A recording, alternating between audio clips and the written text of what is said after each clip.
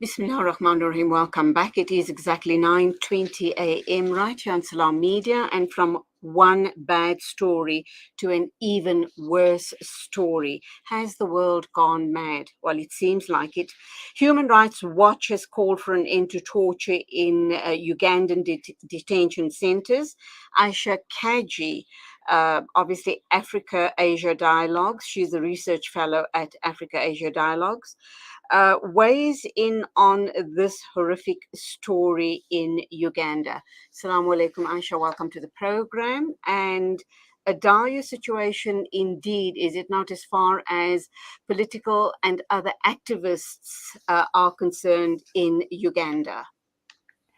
Wa alaikum salam wa rahmatullahi wa barakatuh. Yes, indeed, Julia, really terrible situation, one that we've known about for several years, not just political activists, but opposition party members, journalists, anybody essentially who opposes any arm of the state is liable to become disappeared in Uganda, to be arrested without trial, to be forcibly detained, to be tortured, etc. So journalists, lawyers, storytellers, opponents of the current regime there, the Museveni regime, which has been in power since 1986, all of these people are liable to be targeted by the Ugandan police, the military, and the internal security organization, which is like a domestic KGB in Sure. Uganda. Now, though the authorities have sometimes, not all the time, acknowledged these abuses, they've done little or absolutely nothing to end this injustice towards the victims and their families. Do you see any hope at all? I mean, uh, human rights organizations the world over have been beating that drum, but do you think that these activist journalists, um, political naysayers, all of these people that are have been incarcerated, do you think there would be any reprieve? There'd be a change in the way the current government is going to deal with these people? It appears to be unlikely, and the reason for this is that current government is autocratic. It is a dictatorship.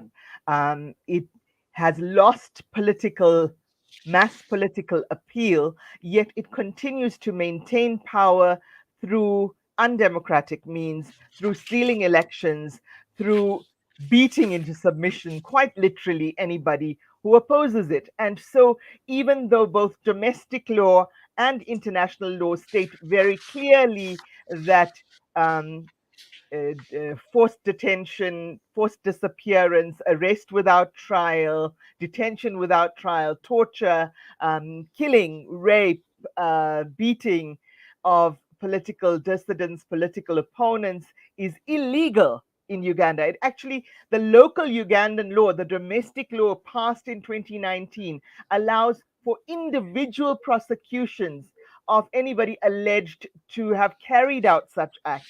Yet thus far, nobody has been prosecuted under this law, and nobody has been found guilty. The Ugandan parliament itself, 2 years ago, in February 2020, um, completed a report into these alleged disappearance, detainees, tortures, harassments, etc., and recommended a further investigation and prosecution of those deemed responsible. But of course, that hasn't happened. It's ironic that right now, Western countries in the NATO region and in the NATO military alliance, the United States, Canada, most Western European countries, are calling for human rights prosecutions against Russia in who, according to them, has violated human rights norms and laws in the current war in Ukraine. Yet, because the Ugandan government, Mr. Museveni, has always been an ally, a crony of the West, the outcry against the atrocities and abuses perpetrated by his regime has never been as loud as the outcry we're currently seeing in Europe. Yep, we have been talking about all of those issues over the past week or since the invasion of the Ukraine has started. And the one thing that I've been going on about is that obviously this clearly indicates that Black lives don't matter. Being be that as it may, we also have heard that former detainees said that security officers denied them access to lawyers or family and tortured, beat, and shackled them, gave them electric shocks and injections of unidentified substances. Some detainees, men and women, experienced rape and sexual torture during their detention. So it sounds worse than the dark days of apartheid here in South Africa. Yeah, certainly as bad, if not worse. There are allegations of unmarked vehicles, which in Kampala are popularly called drones. They're usually Toyota Hiaces, which are used to abduct people.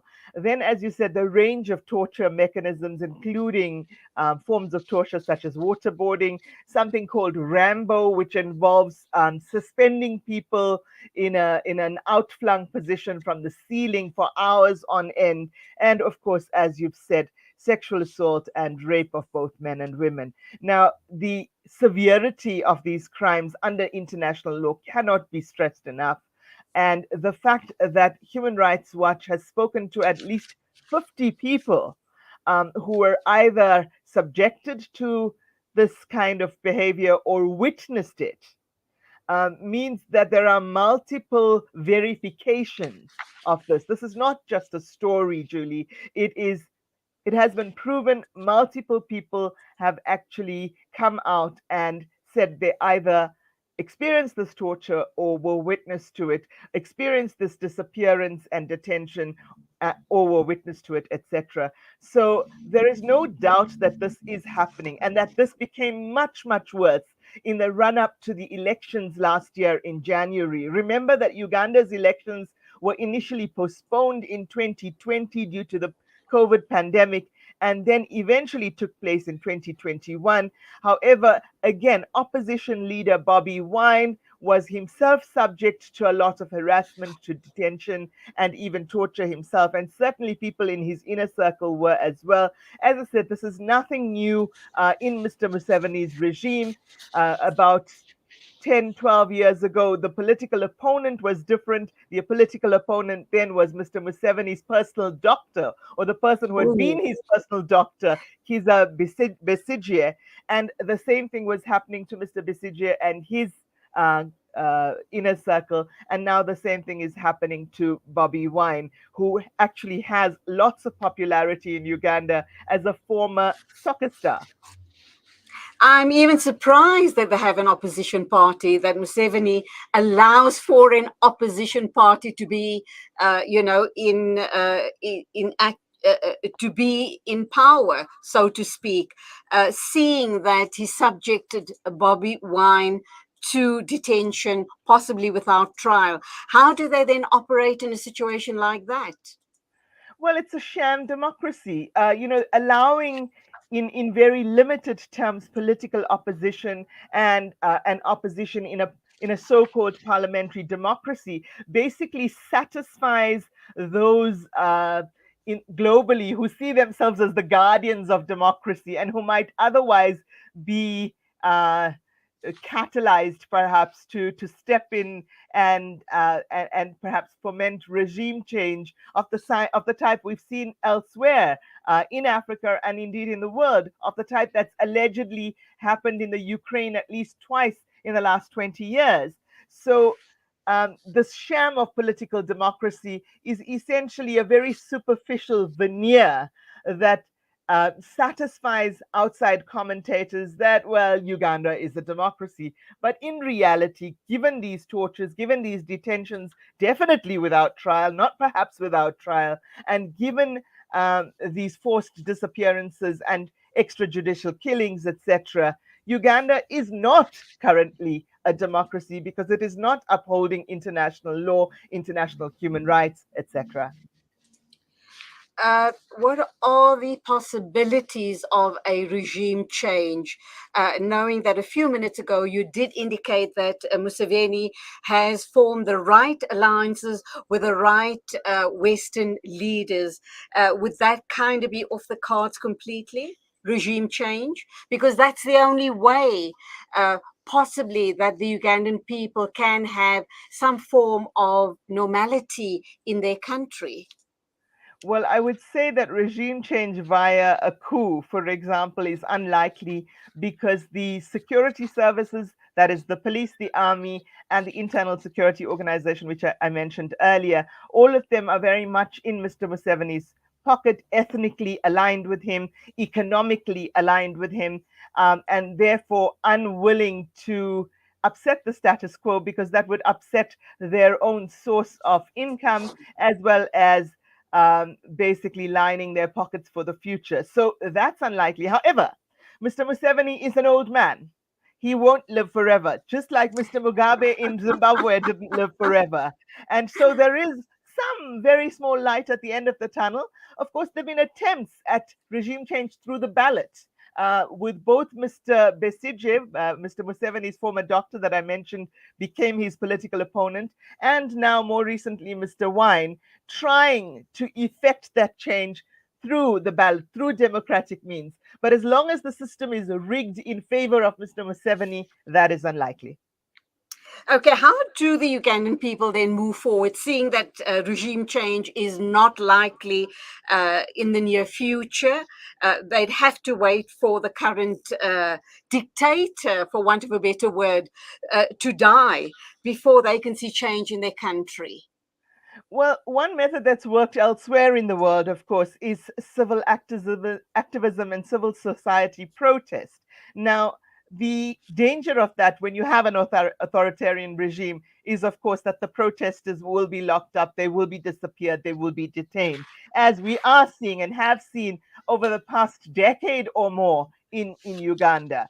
However, if that kind of civic activism gains enough traction, gains enough momentum, I mean, there is only a limit to the number of people you can kill before people start protesting. There is a limit to the number of Absolutely. people that can be held in your jails, for example, before there is a public outcry. So, civic activism and also drumming up international support and regional support from the other democracies and so called democracies in the region might be perhaps the only recourse for ordinary Ugandan people to come together and see that a more just, more democratic order is put into place.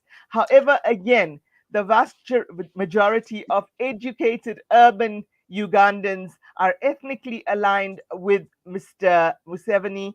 And so there is a split within civil society as well.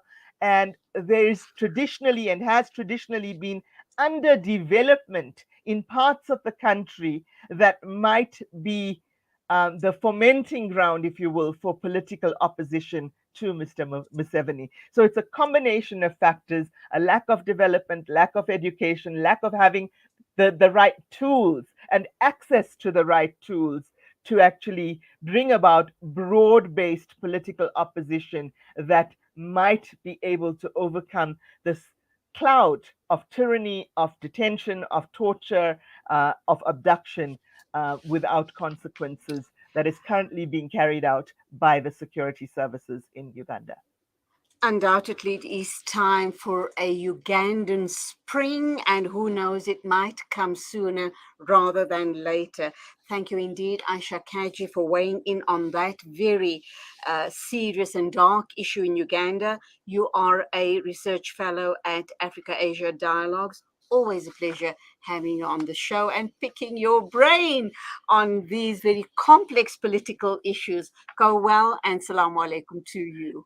Shukran jazilan wa alaikum salam wa rahmatullahi wa barakatuh. Bear in mind that an African spring may be coming, given that food prices and fuel prices worldwide, and particularly in Africa, are soaring right now. We saw that the Arab Spring of 2013 and 2011 to 11. 2013 Mhm. were actually triggered by bread riots, by a young man setting himself alight in Tunisia in protest at the high cost of food, etc.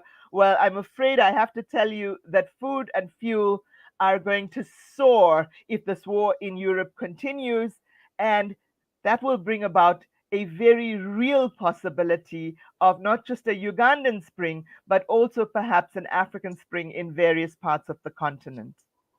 Allah forbid, inshallah. Take care. Nice talking. It is exactly 9:35. This is News and Views right here on Salam Media.